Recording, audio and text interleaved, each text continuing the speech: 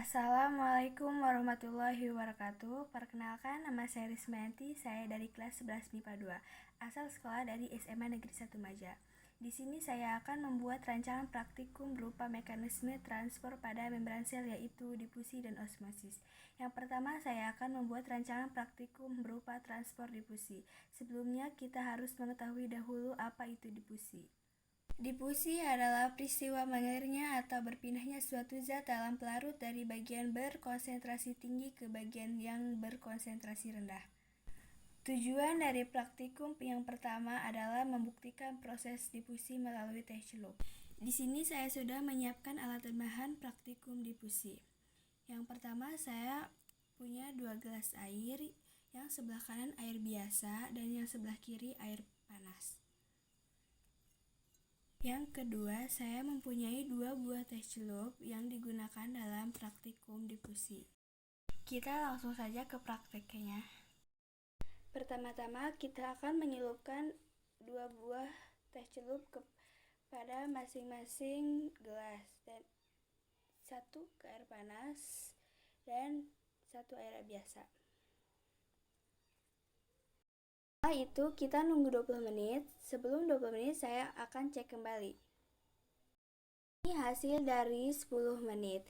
Gelas yang berisi air panas, coklatnya lebih pekat, sedangkan air biasa coklatnya tidak pekat. Kemudian ini hasil yang didiamkan selama 20 menit. Kita bisa lihat gelas yang berisi air panas, kecoklatannya terlihat lebih pekat. Coklatnya terlihat lebih pekat dibandingkan gelas yang berisi air biasa, coklatnya kurang pekat.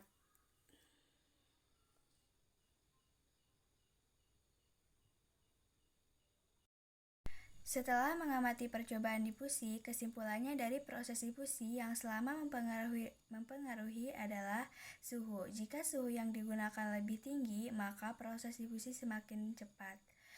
Sebaliknya, jika suhu yang digunakan lebih rendah, maka proses difusi semakin lambat. Selanjutnya, saya akan membuat rancangan praktikum berupa transfer osmosis.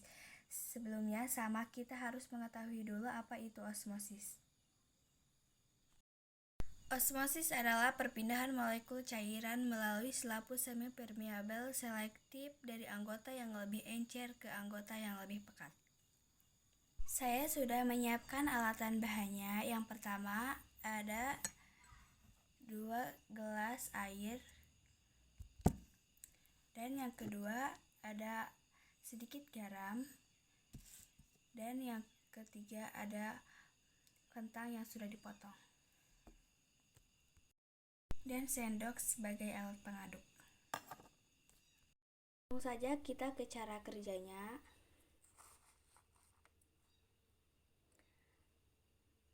Masukkan 1 sendok ke dalam gelas yang berisi air, kemudian diaduk sampai rata.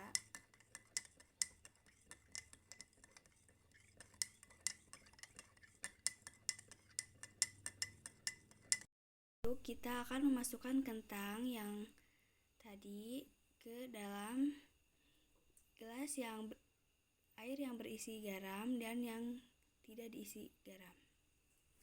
Kita akan menunggu selama 20 menit. Sebelum 20 menit, saya akan mengecek lagi. Setelah 10 menit kemudian, ini air yang berisi garam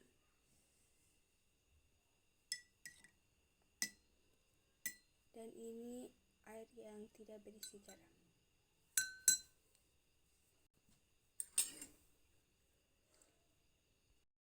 Setelah 20 menit kemudian, air yang ditambahkan garam menjadi bening, hampir sama dengan air yang tidak ditambahkan garam.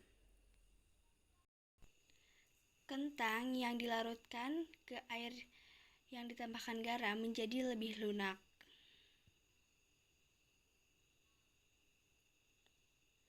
Sedangkan kentang yang dilarutkan ke air yang tidak ditambahkan garam tidak ada perubahannya.